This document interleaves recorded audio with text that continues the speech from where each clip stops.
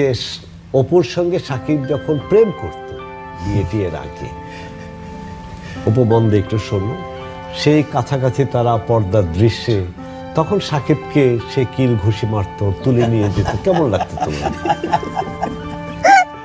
আসলে এটা যেহেতু সিনেমা, সো আমি তো জানতামই। এবং আজকে শাকিব খানও এটা বলবে, আজকে শাকিব হয়তো যুক্ত হলে বা থাকলে ভালো লাগতো।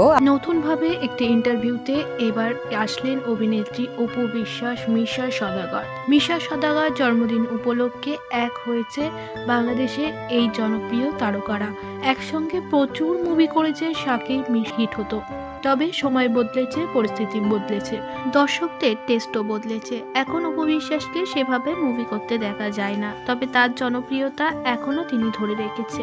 অপু বিশ্বাস নিজের জীবনের কিছু কথা বলতে গিয়ে বলে ফেলে, সাকিব যদি আজ এখানে থাকতো তাহলে খুবই ভালো লাগতো।